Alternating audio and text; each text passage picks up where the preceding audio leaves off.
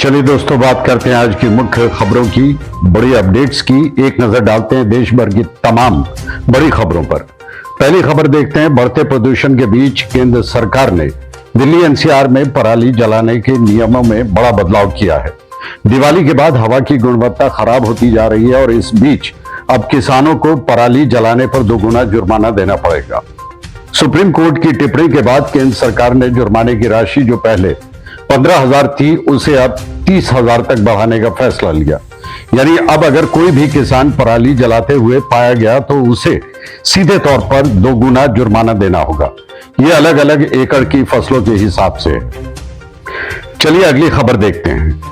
पूर्ण परोपकारी सूची में शिव नादर देश के सबसे बड़े दानवीर बन गए। दूसरे नंबर पर अंबानी और तीसरे नंबर पर बजाज हैं।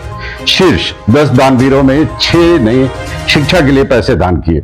अडानी परिवार ने भी वित्तीय वर्ष 2024 में 16% अधिक दान दिया। शिक्षा और कौशल विकास पर मुख्य फोकस रहा।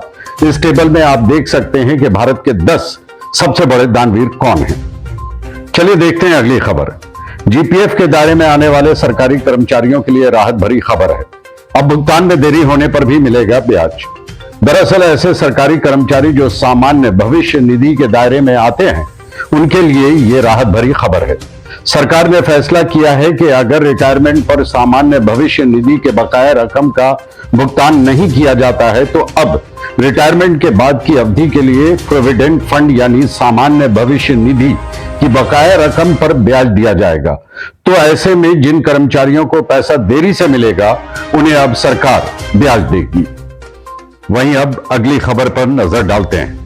तो हमारे देश के विदेश मंत्री जयशंकर इस समय ऑस्ट्रेलिया के दौरे पर हैं और इस दौरान उन्होंने ऑस्ट्रेलिया के कारोबारियों से मुलाकात भी की और भारत ऑस्ट्रेलिया के बीच कई नए कारोबारी सौदों को लेकर चर्चा हुई। जेट एयरवेज एयरलाइंस कंपनी हमारे भारत में 2019 से बंद है, इसलिए अब आखिरकार इस बंद एयरलाइंस कंपनी के फिर से शुरू होने की संभावना खत्म हो गई है, क्योंकि कोर्ट ने NCLAT के फैसले को खारिज कर दिया है और इस एयरलाइंस कंपनी की सभी संपत्तियों को बेचने का आदेश जारी किया है। और वहीं दोस्तों, व्यापार क्षेत्र से जुड़ी एक और बड़ी खबर देखिए। खबर है कि सैटेलाइट ब्रॉडबैंड के लिए स्पेक्ट्रम भी आवंटित किया जाएगा। अंबानी और मित्तल की नीलामी की मांग पर केंद्रीय दूरसंचार मंत्री ज्योतिरादित्य सिंधिया ने भी यह बयान दिया। और एक बड़ी दुखद खबर देखिए दोस्तों, जम्मू कश्मीर के किश्तवाड़ में देर रात आतंकवादियों के साथ मुठभेड़ हुई और 2 विलेज डिफेंस गार्ड की जान चली गई। जैश से जुड़े संगठन ने कहा कि कश्मीर की आजादी तक जंग जारी रहेगी। वहीं कोलकाता ट्रेनी डॉक्टर मामले पर भी खबर आ रही है।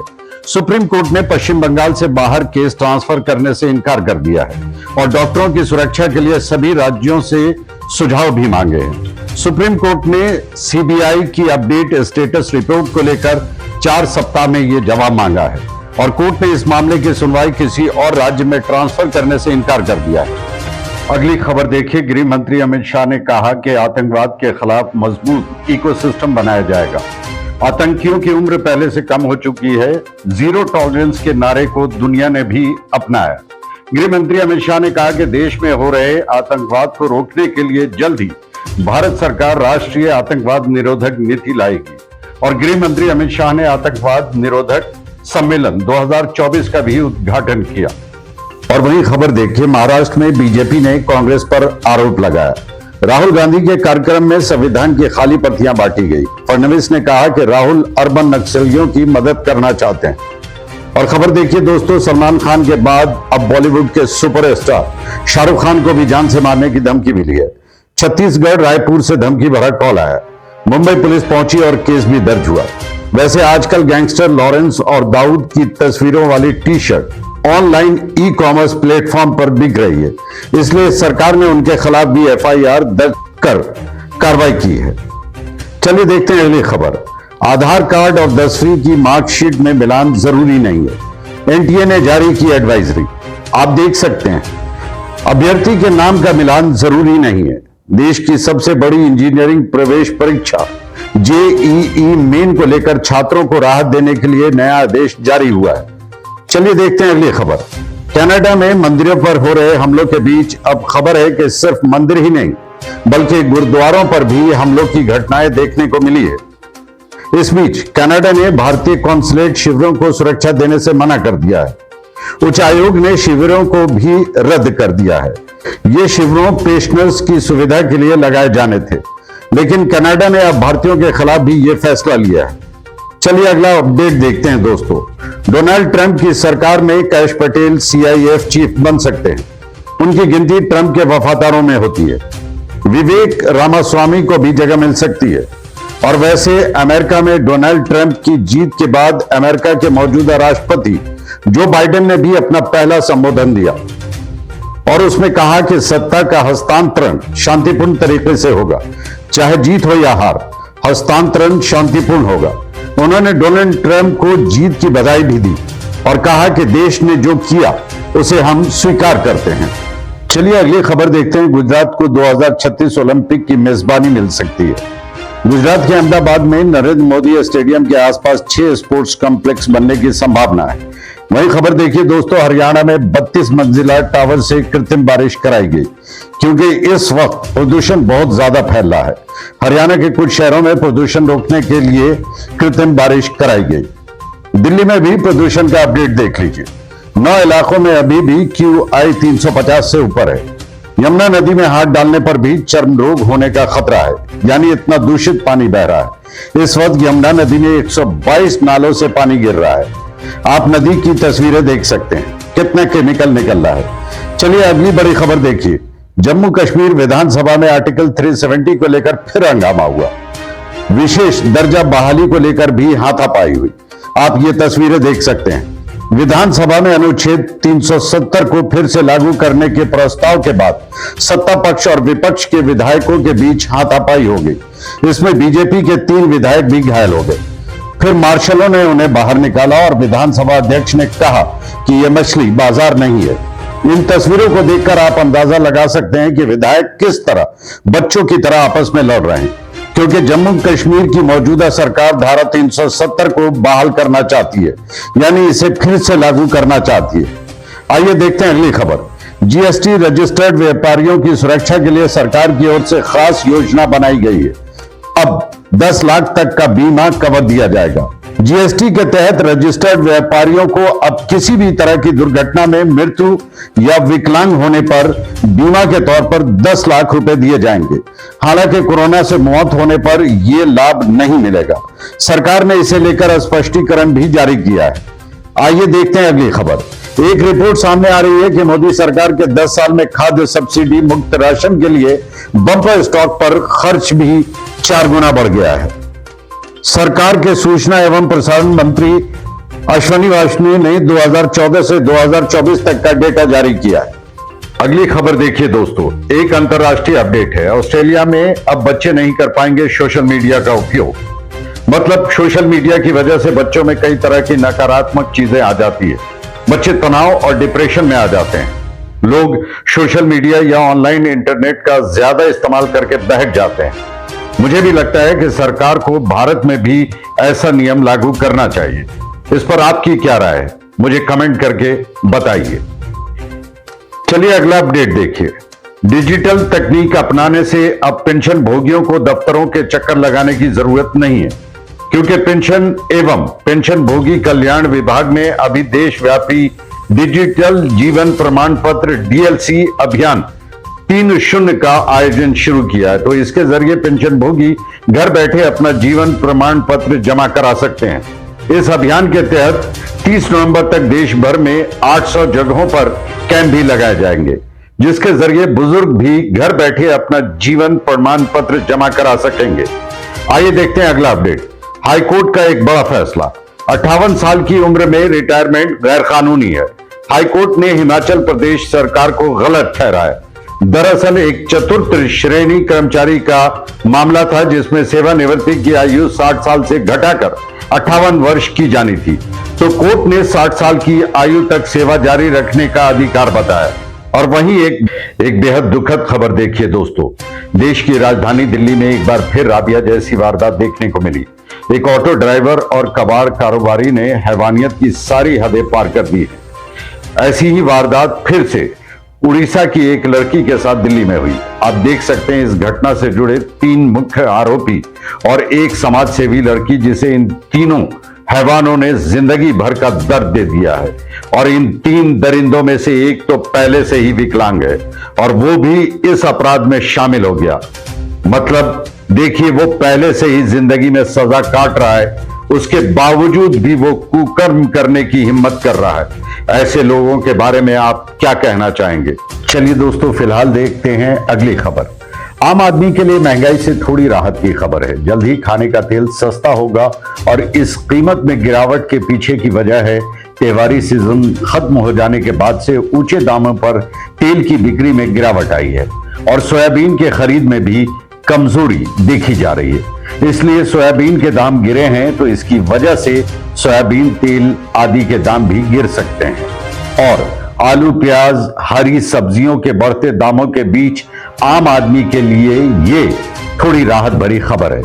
खैर, हम और भी कुछ महत्वपूर्ण और काम की खबरें देखेंगे दोस्तों, लेकिन अभी के लिए समय है आज की ताजा मौसम की खबरें जानने का। और हां, आपसे एक छोटी सी गुजारिश है कि अगर आप पहली बार RTV न्यूज हिंदी चैनल पर आए हैं और अभी तक चैनल को सब्सक्राइब नहीं किया है तो इसे सब्सक्राइब करें और बेल आइकन दबाएं। और अगर आपका मन करे तो इस वीडियो को एक छोटा सा प्यार भरा लाइक करें, ताकि आपको रोजाना की ताजा खबरें, सरकार के नए नियम, रोजाना अपडेट की गई महत्वपूर्ण मुख्य खबरें तुरंत आपके मोबाइल पर मिलती रहे।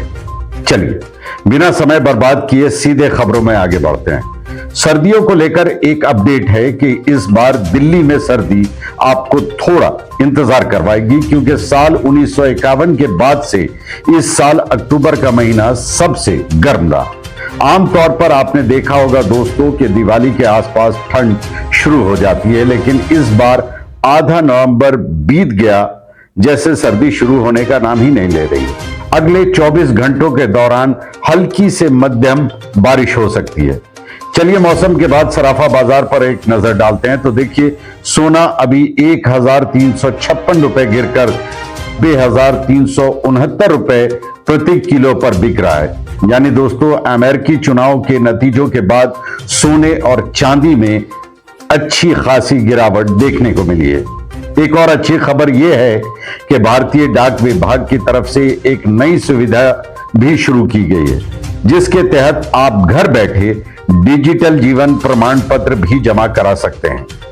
पेंशन भोगियों को सिर्फ आधार कार्ड और पेंशन डिटेल देनी होगी। सेवा शुल्क सिर्फ 70 रुपए तय किया गया है। आप अपने नजदीकी डाकघर में संपर्क कर सकते हैं। आपके घर डाक आएगा और आपका जीवन प्रमाण पत्र सुरक्षित रख लिया जाएगा। वो प्रमाण पत्र जमा करा देगा। वहीं खबरों पर नजर डालें तो दोस्तों, गुजरात राज्य में जीका वायरस का एक मामला सामने आया है। जब मरीज को अस्पताल से छुट्टी मिली तो उसकी रिपोर्ट सामने आई। एक 70 वर्षीय व्यक्ति जिसे अस्पताल में भर्ती कराया गया था, लेकिन उसकी रिपोर्ट जीका वायरस के लिए पॉजिटिव आई। आइए देखते हैं बड़ी खबर। उत्तर प्रदेश के 10 जिलों में नए बाल संरक्षण गृह बनाए जाएंगे। राज्य का कोई भी बच्चा असुरक्षित या अपेक्षित महसूस न करे, यह सख्त निर्देश मुख्यमंत्री योगी आदित्यनाथ ने जारी किया। वहीं दोस्तों, योगी सरकार के एक नए आदेश के मुताबिक अब स्कूलों में शिक्षकों के फोटो फ्रेम लगाने होंगे। योगी सरकार का कहना है कि इससे स्कूल के स्टाफ की आसानी से पहचान हो सकेगी, खासकर निरीक्षण के वक्त कौन मौजूद है और कौन अनुपस्थित। चलिए अगली अपडेट देखते हैं। दालों के आयात पर एक रिपोर्ट आ रही है कि इस साल अक्टूबर के अंत तक ब्राजील से उड़द दाल का आयात 4102 टन से बढ़कर 22,000 टन से ज्यादा हो गया है। और खबर है कि प्रवर्तन निदेशालय यानी ईडी ने अमेजॉन और फ्लिपकार्ट पर शिकंजा कसते हुए देश भर में 16 ठिकानों पर छापेमारी की है। और खबर है कि दक्षिण अफ्रीका ने भी भारतीय पर्यटकों के लिए फास्ट ट्रैक वीजा प्रक्रिया शुरू कर दी है। वहीं बिहार सरकार बिहार के सुल्तानगंज रेलवे स्टेशन का नाम बदलकर अजगैबीनाथ धाम करने की योजना बना रही है।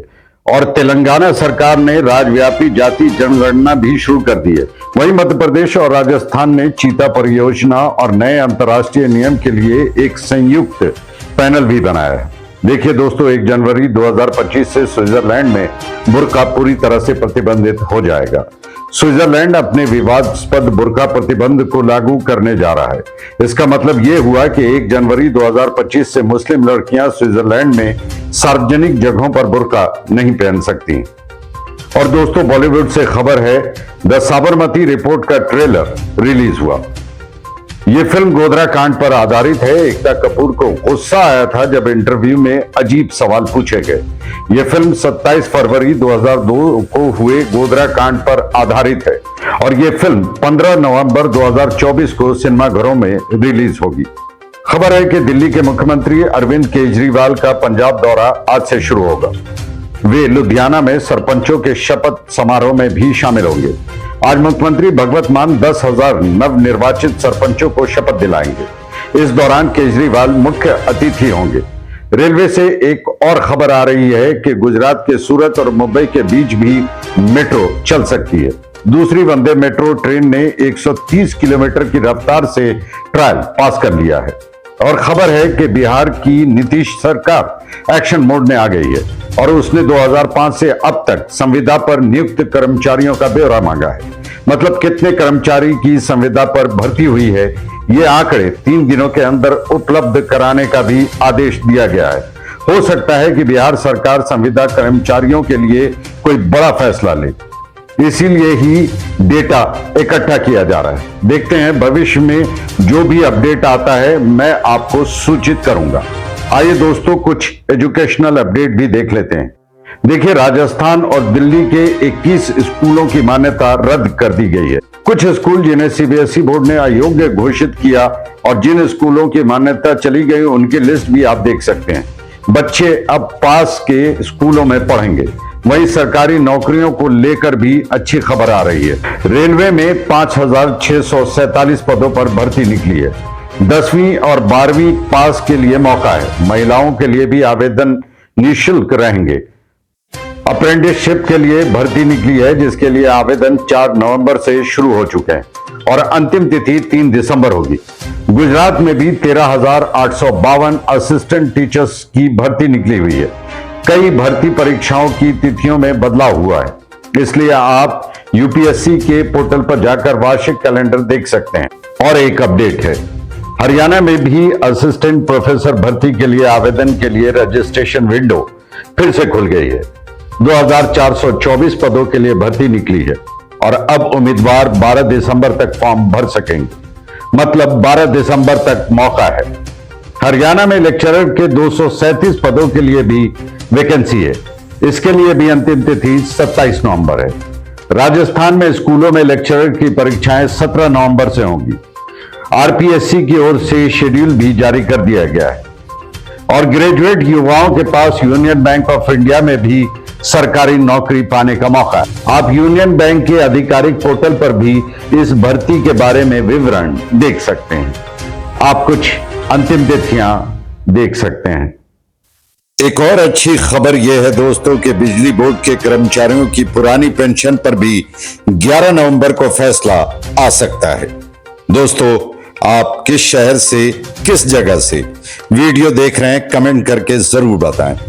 और इसी के साथ ही अगर आपको वीडियो अच्छा लगा तो इसे लाइक करें और शेयर भी कर दें। अगले अपडेट में फिर मिलेंगे, तब तक के लिए जय हिंद, जय भारत।